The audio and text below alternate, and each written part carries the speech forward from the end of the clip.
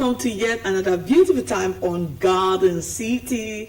It's that platform where we educate you, we entertain you, we inform you, and keep you updated on the happenings around your environs. We take you through different sectors: education, fashion and style, health, different sectors, to make sure that you are up and about. Welcome. My name is Faina Kennedy. The program is brought to you from NT Port Harcourt. You can watch us on Star Times Channel 103. You can follow us on our social handle. We love to hear from you. Tell us what you like. Don't worry. Tell us what you don't like, and we will make sure that we put it into effect. Welcome, welcome, welcome aboard. You know how we do it. I'm not alone. I have Queenette Tom Queen with me to do this right together. How are you, Queenette? Hello, Faina. I'm doing good, and how do you do? I'm fine. Very fine. I'm so excited, very elated being on this side of the divide with you after a little while. Yeah, it's been a while, right? It's been a while. Wow. Yeah. Being featured on Garden City. Yeah. Hello, viewer. Hope you're good. And I want to welcome you to the program Garden City Rendezvous. It's going to be an exciting time. It's going to be inspiring. It's going to be a time that you're going to learn something, because we're going to enlighten you. Talking about enlightenment.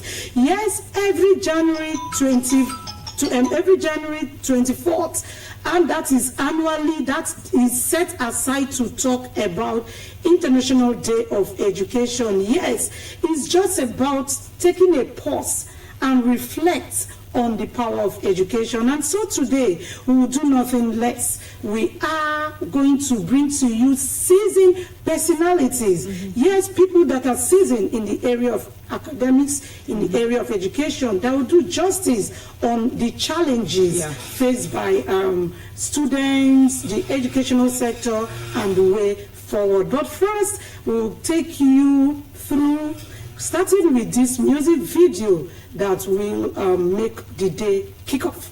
Yeah. We have this musical. It's Greater Works, and I want you to just sit back, relax, and enjoy this musical. We will be right back. What's your reason? Tell me your reason. What's your reason? Tell me your reason.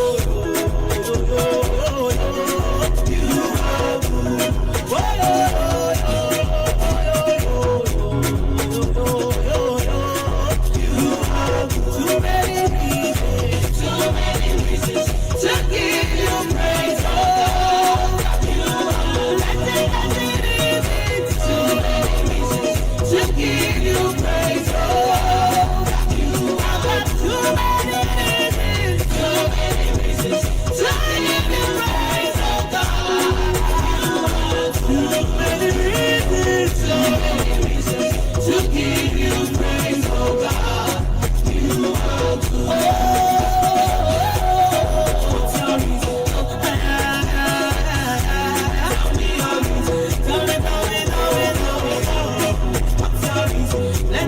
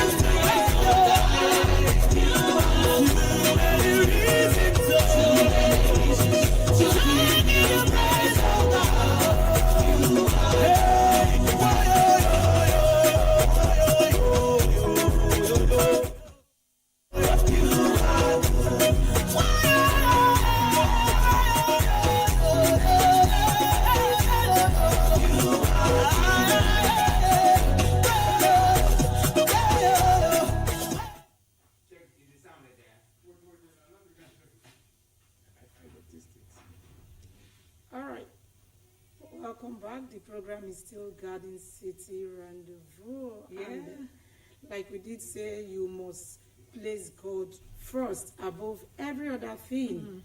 You must thank God, and it's beautiful to start your day thanking God for the gift of life. Okay, anyway, the program is still on. Yeah, the program is still on. It's Gardens.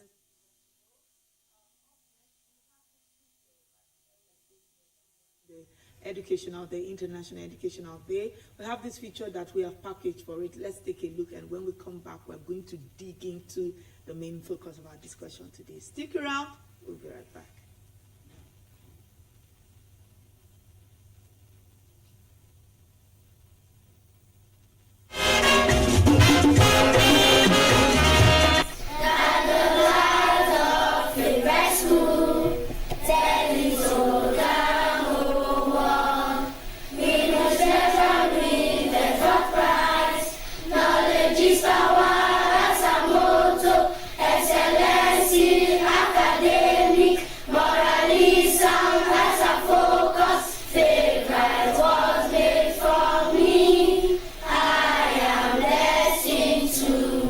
The role of education in any given society cannot be overemphasized. An educated society facilitates better development programs, it improves productivity, prosperity, and enriched life experience.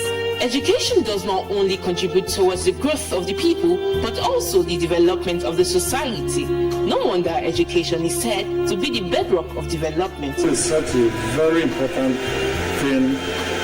It's a right that every child is supposed to have. If you don't have money, the capacity to educate a child, you are not supposed to bring that child into this world. Education in Nigeria is overseen by the Federal Ministry of Education, and local authorities are responsible for implementing state-controlled policies. The system is divided into kindergarten, primary, secondary, and tertiary education. The federal government of Nigeria, since independence, has been dominated by instability, and as a result, a unified set of education policies is yet to be successfully implemented. If you want to talk about education, as far as government is concerned, government has not done well with education. In the system somehow, as a student, you have seen that facilities are not there. And we talk about technology now. And even when we talk about technology, do we have the technology in our various institutions to be able to cope with the era? And of course, are the lecturers, are the teachers, because whatever level of teacher that they are in Nigeria, you are a teacher, you are treated as a teacher. Are they treated well so that they will be committed to what they are doing? And even in the midst of not being treated well, the teachers are shouting, they are crying, provide us with facilities, yet the facilities are not there. We get to know more about education, especially in higher institutions like this. We know that the leadership of this country has failed us. The situation of education in Nigeria is very disappointing. As at the latest record of UNICEF, United Nations Children Educational Fund, states that out of every 5 dropouts from schools in the world, 1 is in Nigeria. This means that about 20% of dropouts in the whole world come from Nigeria, which is a very sorry state. Given the resources that Nigeria has, we are not supposed to be poor educationally like this. There is a serious dilapidation of educational resources in Nigeria. The schools do not have adequate infrastructure. Some schools are still having students taking lectures from or receiving lessons from under the tree, under shades. These are realities in some villages of Nigeria, and it is unacceptable. The system is confronted with so many challenges, ranging from poor funding, poor infrastructure, inadequate classrooms and laboratories, and teaching aids. In addition, our schools are plagued with numerous social vices such as examination malpractice and cultism. We have known of incessant strikes that ASU has been embarking upon now. For instance, ASU is crying government under the agreement. It's a societal problem. Definitely, our education has a lot of challenges. This points to the fact that the future of Nigerian youth are in doubt. The side of the student now, they have to stay long years getting education. They get too old, and then they could not. By the time they come out, some of them will not meet jobs that are meant for them. Some of them will be graduating, and they will not even meet the age for youth service. Some will come 30-something. Youth service is around 30. So these are some of the implications of the lack of, will of the federal government and state governments to fund the universities and the tertiary institutions properly. I've been in this course since 2016, and we've wasted like 1 year because of strike.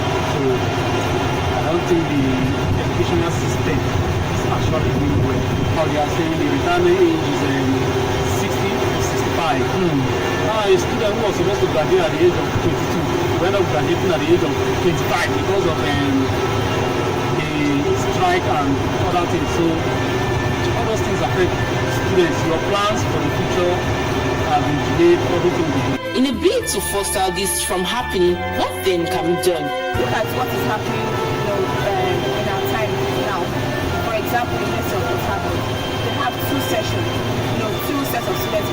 session, and then these lecturers are worn out. They are practically tired after teaching, and when they are tired that way, they will not be able to give their best to these students, which will also affect the students, learning.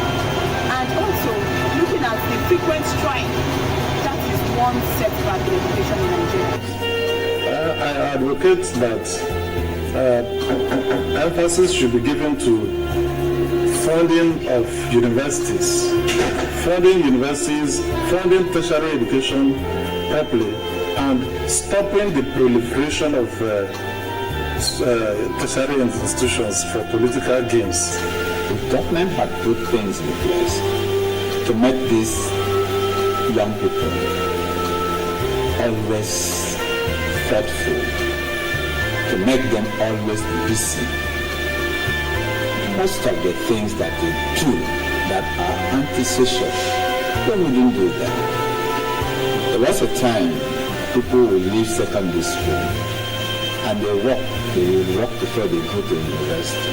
There was a time that somebody would come out of secondary school, you will have employment everywhere.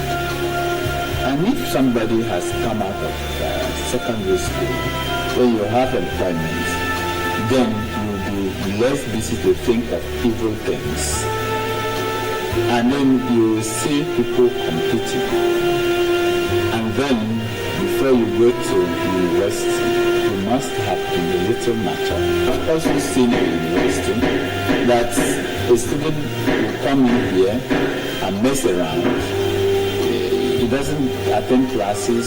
He doesn't do. It's a carry-over thing because he never sat for any examination. He passed in the secondary school. He never sat any examination in the primary school. He passed.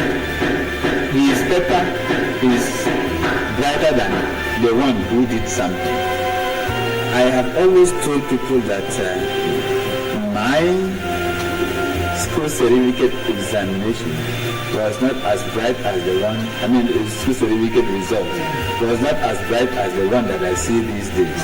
As somebody will have all A's, all true, all A's. Then you begin to look at the person that has all A's. Nothing to offer. So, with that mindset that he never did anything, he never merited anything at the primary school, at the secondary school, then he gets into the university. His mindset is that it is always like that, and such are the people who will even go to tell lecturers, please, I have something for you. The government can go back to primary school, the route, and secondary school. I think it will be okay. But every university is trying to diversify the IGR because we are looking at it as just collection of non-statutory fees alone. It's not enough to run the universities. So universities have need to diversify. What do you mean by diversify? How else can we raise funds? So universities are trying to see, can we do it? What a feature having to be grand, to tell us so much about education. And it's going to be I just want everybody out there, just relax and let's talk about our educational system. Whether you're from the primary, secondary, tertiary, whatever sector it is, we're going to be looking at some of the issues which you are aware of and I am aware of, and we're going to be trashing it. Of course, we have capable hands in the studio to talk about it. I'm talking in person of, by my immediate left, I have Pastor Dr. Ruskin Amadi. He's educationist, director, Divine Favor Academy. Thank you very much. Thank you. Good to have you. Yes. Okay, and then we have next to him, we have Mr. Dr. Tamno Iyeuna Andrijaja. Thank you, sir. Welcome, sir. Welcome, sir. He is from the Department of English and Literary Studies, Faculty of Humanities, River State University. Thank you. Yeah, when I saw the capacities, the portfolio of people here, I said, okay, today, some people say, pardon me, today, not today. We're going to talk educational system. Let me start with you, Mr. Ruskin. We've had youths talking about education as scam, school as scam. So many things have evolved, whether in the good part, whether in the negative part. Yet there are still those we still believe that it has to start from the education. It has to start from being educated to whatever you want to become. Why is that emphasis still there? Why is education still very relevant? Well,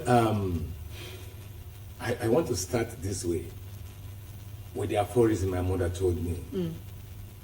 She said, when somebody says you are stinking, don't go about arguing with that person. Go back to the house. In those days, there is a soap, there's a combination, a potpourri of different remnants of soaps, bar soaps. They heap them together. It must be in the house. If you don't see it, look for the arches. Clean your teeth, brush yourself, take what we call Saturday powder in those days, Saturday night powder. Refresh yourself. Of course, you know that when you put that powder on, even from your gate, somebody is coming. Now, go back and say, am I stinking?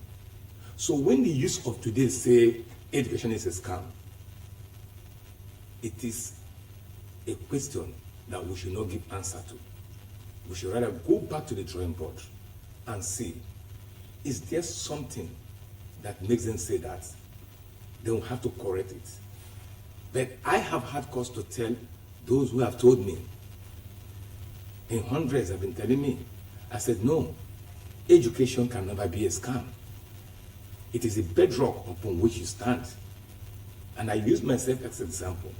I was talking to us just about time before we started the program. I said, I spent 11 years at home. I was doing well. I was in politics. Secretary, Obiapo, SDP. When the current former Minister of Education was secretary in his own local government. But I knew there was something missing, and that was education. I had to take the bull by the horn and return to school. I said, I already had my A-levels, government, A-level, management.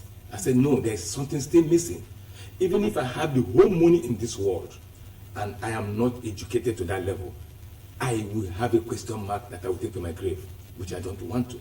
So I want to let my brothers, my sisters out there, don't allow the system. Good thing my co-guest here is from the English department. Okay, there's what to say. Don't allow the external influence, let me put it the way we understand, to overwhelm the internal influence. We'll call it reading. So don't allow what you are seeing in Nigeria today to overwhelm you, all youths. Else you will cry tomorrow. Education can never be a scam. It's a gateway to your success, a gateway to progress. And time changes. And time changes. Peradventure, things change as we are praying as ministers of God. And Nigeria goes back to what it ought to be. And education is given the proper place to stay. And you who says it's a scam, you will now know that you are the scam yourself and not education at all. Yeah, Mr. Jaja, you're Queen Education. Yeah, thank you so much, sir. I want to come to you, Dr. Jaja. You just heard him. By what he has said, I can deduce the fact that education indeed shaping the nation and future. That's what you're saying invariably. That's what he's saying. So, getting to you, Doctor, what are the challenges? Because you say if you listen to him, he said, don't allow both external and internal forces make you say something contrary or poison your mind and your mentality. Tell us now, what are some of those things that could, or that are usually the realities? Let's know realities in the educational sector. Some of the realities in the educational sector here in our society. First of all, education can never be a scam. Okay. I keep telling my students, never. It can never be a scam because the way things are, some of them think that because you see someone who didn't go to school is making money, or some of them will say after you graduate you can learn a trade under the man who didn't go to school. who is making money. But I keep telling them that education is not there for you to graduate and look for job. Education is there to shaping your mind so that you can create jobs for yourself and for others. Like my mother those days, she was one of those who was privileged to have standard 3.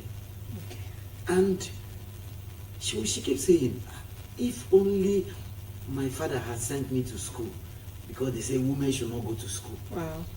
That otherwise I would be a lawyer. And in the village, people who had cases will come to her to seek advice. She will tell them how to go about it and collect some money from them. She was actually doing that. So I have a case to go and answer the women organization tomorrow. Now she will say, okay, sit down, bring so amount. They will give her, and she will tell them what to do. And she will tell me, I can write my name. Oh, that means I'm not an illiterate. And I keep telling people that education helps you to know what people are hiding from you. Even before the Western education, we had our own informal education. The only thing is that we didn't develop it to what the whites had today. We had the same signs and symbols, the CBD writing of the Efik people, which Mary Slessor decided to now interpret it with English, and she wrote a lot about it.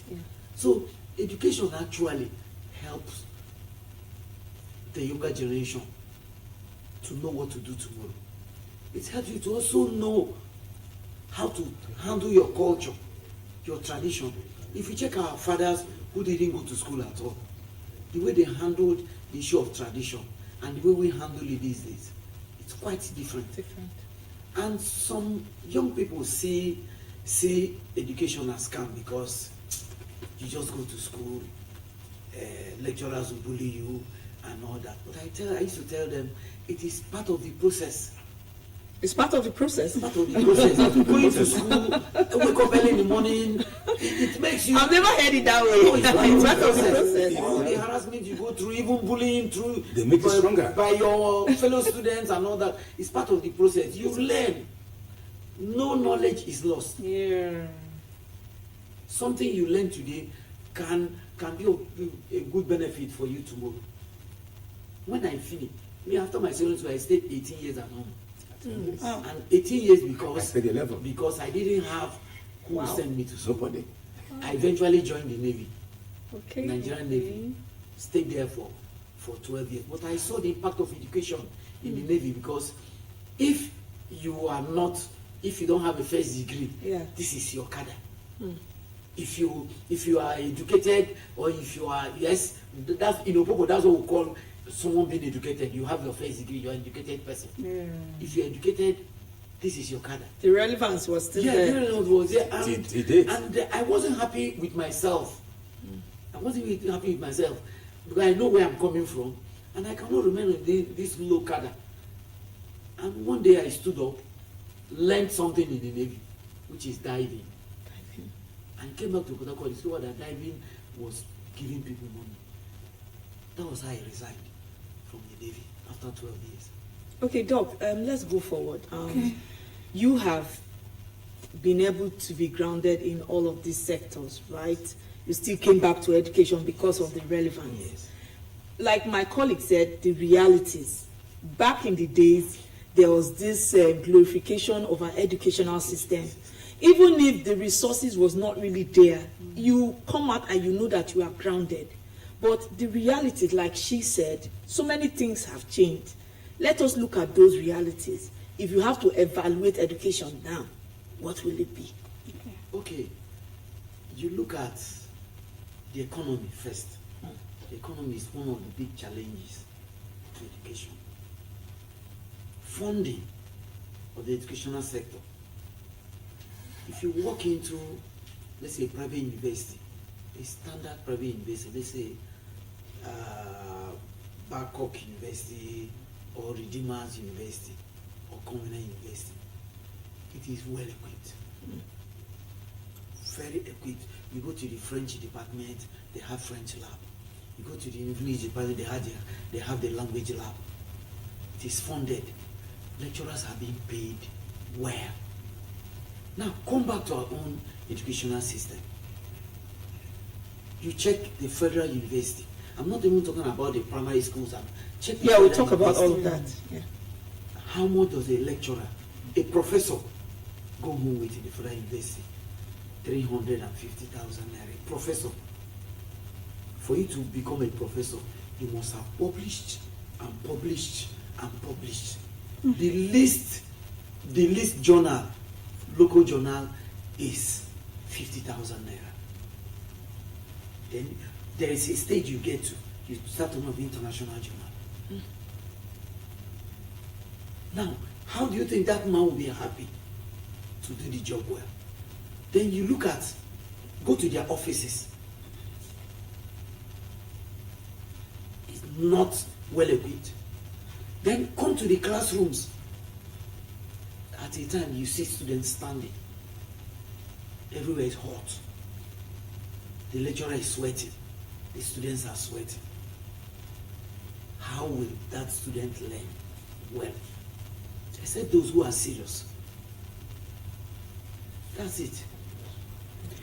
You know, Doctor, there is something we're trying. At this point, I see that we're becoming realistic in We are. discussion, and it's becoming interesting. You know, but I want to believe, because there is no year, particularly the academy, the university, does not go take strike. They are always on strike. There is always agitation for staff motivation and all of that. Are you telling me, or are you telling us, sir?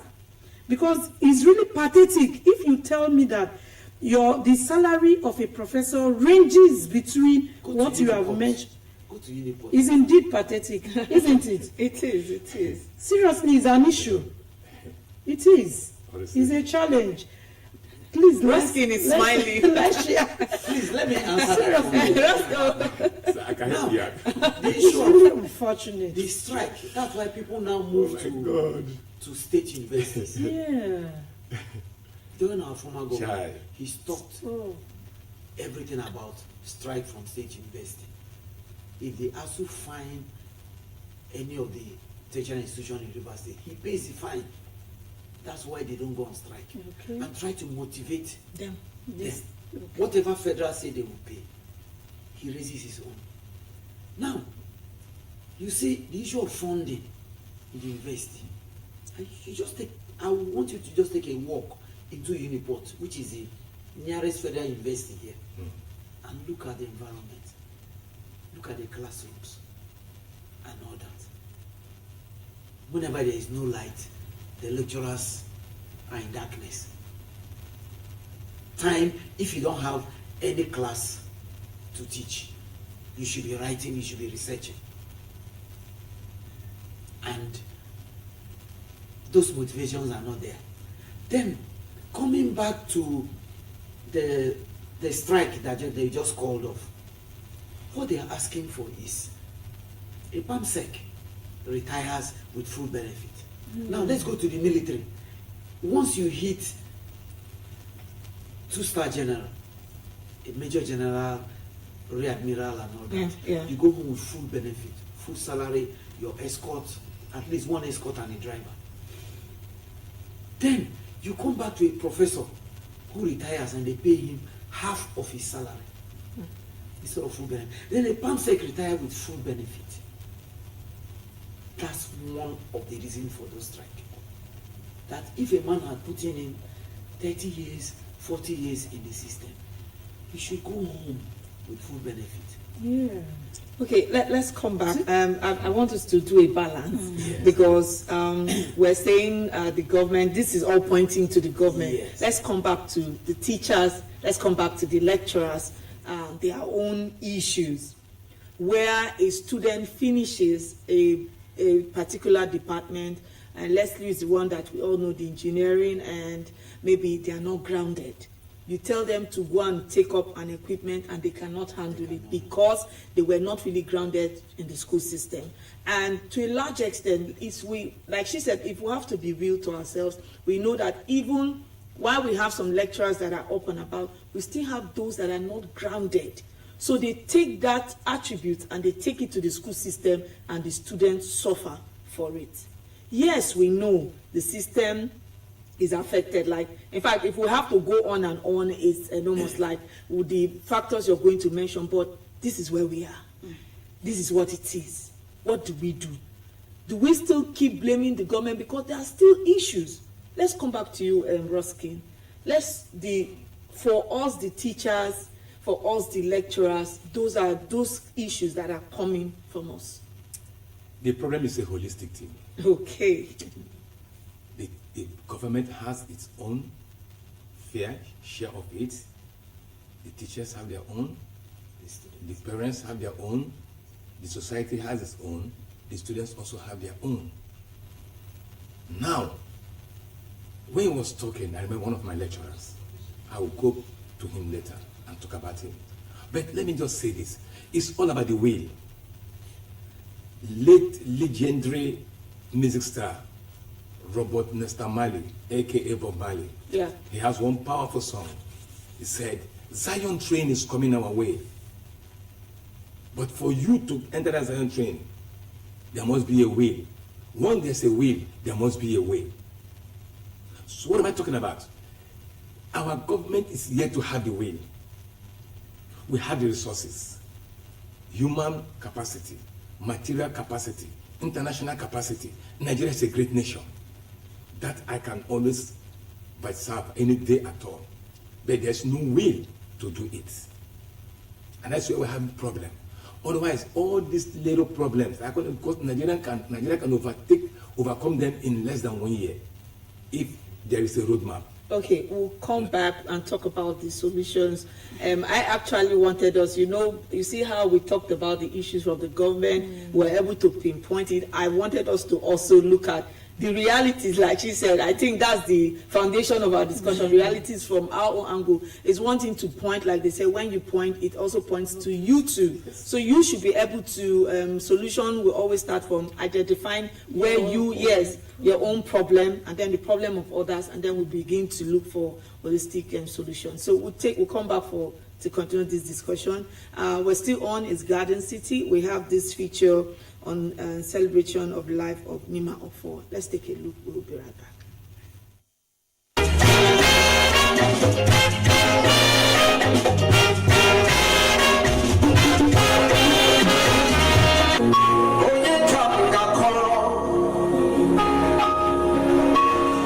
If you are allowed, say more love for me.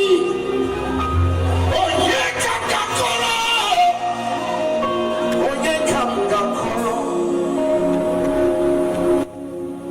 The city of Port Harcourt and Omagwa bid a grand farewell to late Nimi Ubata Grant Ofor, the beloved wife of Engineer Grant Ofor.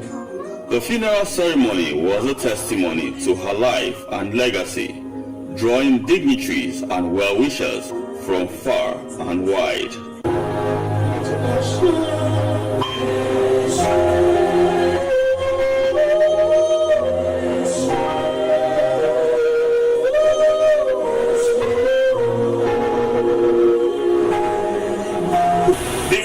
That the earth has no resting place speaks powerfully to the human condition. From the beginning of history, humanity have always searched for rest for soul, rest for body, rest for so many things, rest from labor, rest from sorrow, just like we are having it here now, rest from fear, rest from wandering, rest from so many things in life. Humanity have always searched for rest. The events featured a colorful display of traditional and modern elements, reflecting culture, heritage, class, and style. Well attended by prominent Nigerians, including business leaders, clergies, politicians, royalties, and entertainers. Notable attendees such as Obi Kubana and Mercy Chinwo were actively present.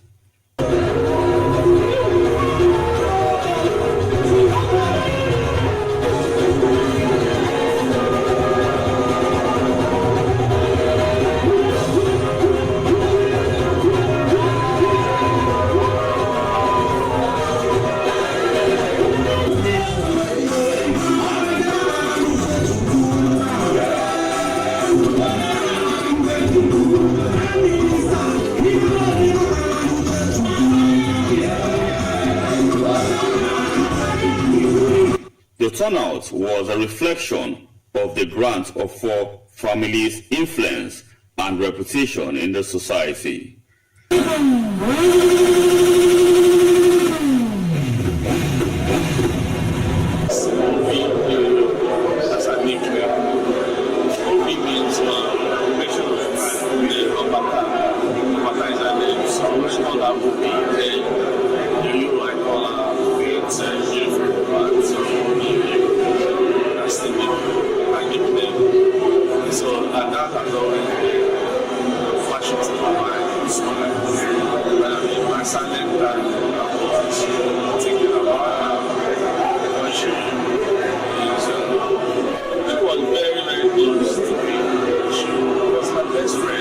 The funeral ceremony featured heartfelt eulogies, prayers, and tributes to Nimi Ubata Grant of Force life and legacy.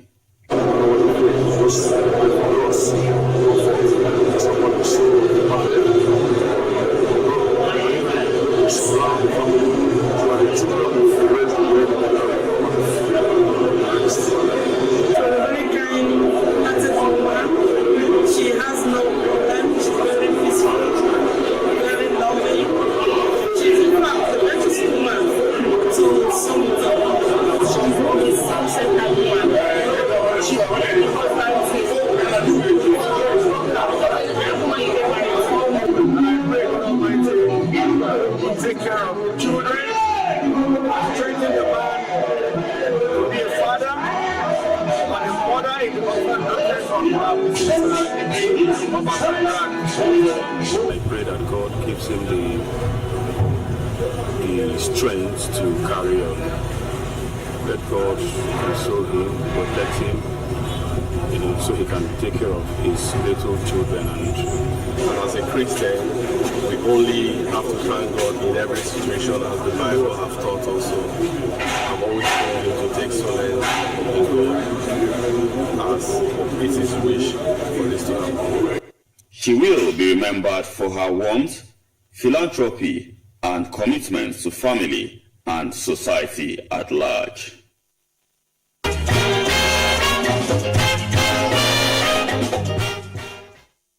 Yes, okay, you're still on is Garden City Rendezvous, and we're still here talking about the educational system, having talked about lots and lots of challenges. Let's go straight to the solution.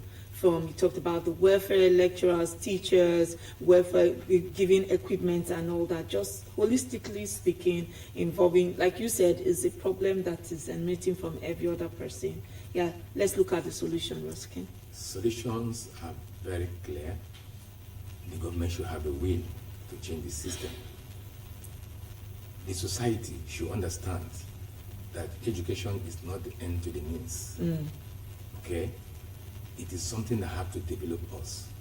So because people are paying bribe and doing that and doing this, you join them and you come back empty-headed. You now say it's a scam. It's not a scam. I didn't scam myself.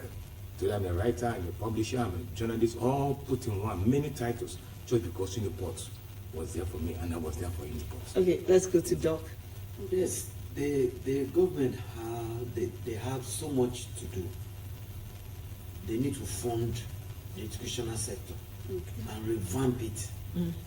Then the society must also talk to their children and world for them to know that education is a stepping stone.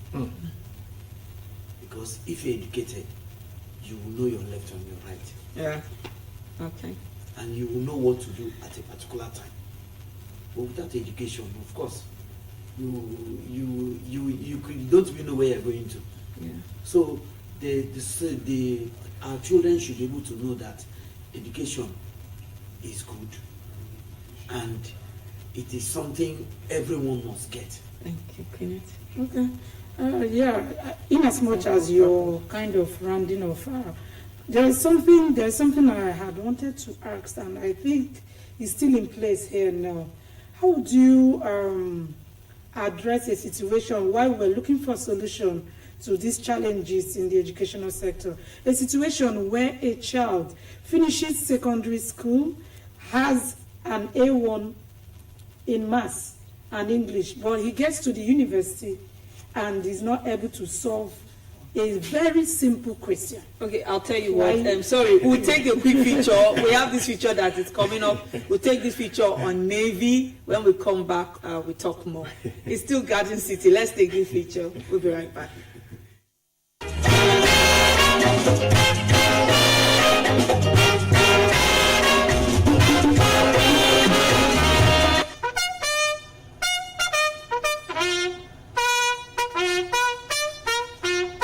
The Nigerian Navy stands as a formidable guardian of the nation's vast maritime domain, defending over 850 kilometers of coastline and securing the critical oil and gas infrastructure that lies within the Gulf of Guinea. The Nigerian Navy remains committed to providing critical maritime assets as a core component of its mission. This objective is pursued through a coordinated strategy encompassing maritime surveillance, prompt response capabilities, and robust law enforcement. Nigeria's maritime domain is vital to its economy, contributing more than 90% of the nation's export revenue. To secure this strategic space, the Navy continues to roll out targeted operations through intensified patrols and intelligence-driven missions. The most recent is Operation Delta Sentinel.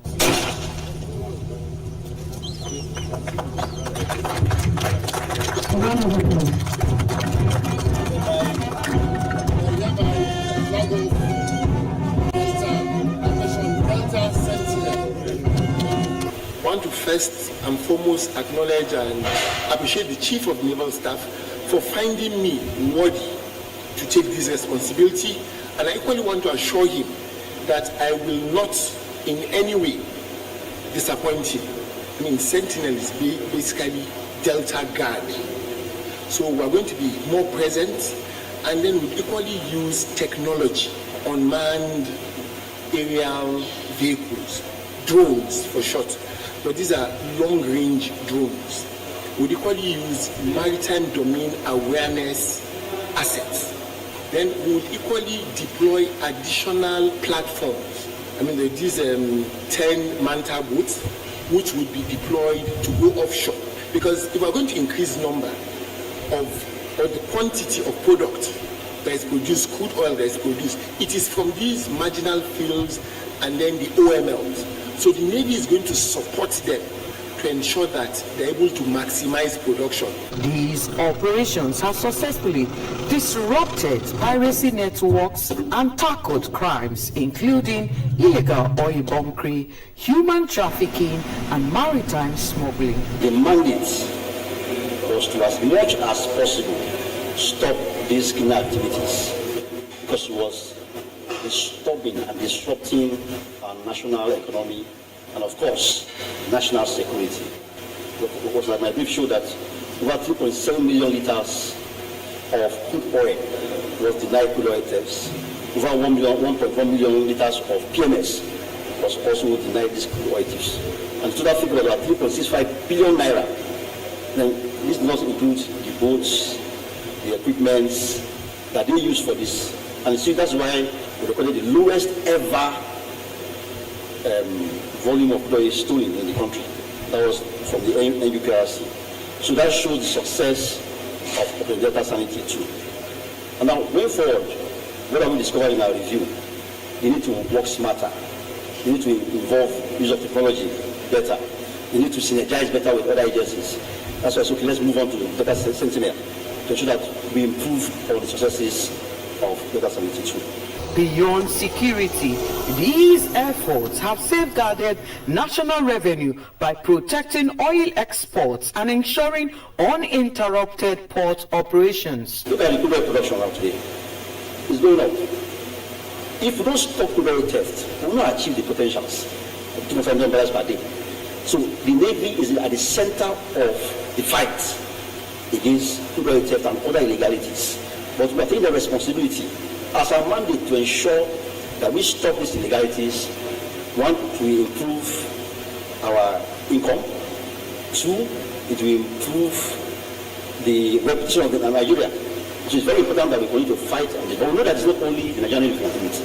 We must collaborate with other agencies, other partners, and other host communities to ensure that this is achieved. Nigeria is exporting more oil now than it used to be, so we commend them and we're asking them to do much more. Oil is what government sells and uses it for development in the country.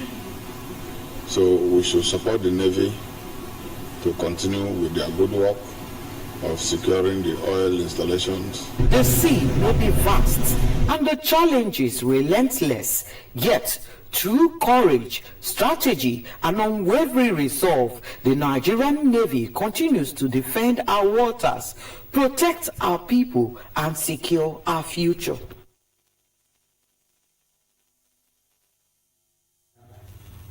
All right, that report takes us to maritime safety, and knowing that we have someone who has experience, a lot of experience in that area, in that sector. Sal, I want to come back to you now.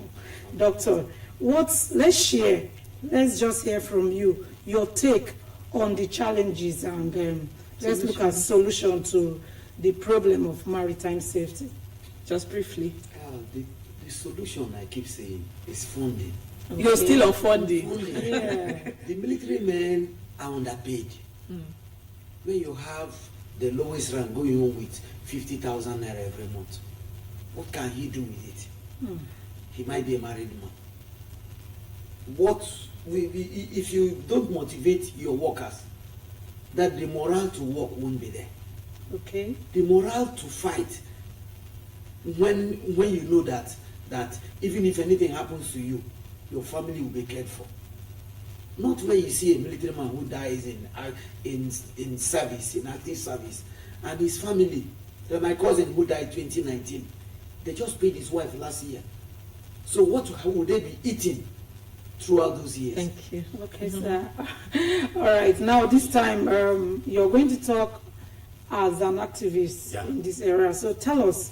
Let's share your thoughts briefly. If we talk about maritime service and safety, and we don't carry along the community, it's not possible. No matter the experts you are, you come into, for instance, Ikwere land, and then between Obakere to Buguma route, and you don't tell the people, I'm here, help me, you will go into problem. And so for us to have effective maritime services and safety, we must carry people along. The people need to understand why they should not leave their spoiled boats in the waterway. They need to understand why they should not throw what we call pure water kumkum in the waterway. They need to understand that these things affect the oceanic life. But where you don't carry them along, there is no proper consultation. How would they tell you that there's enemy hiding somewhere? That enemy could be maybe a kidnapper, could be whatever, sea pirate or something.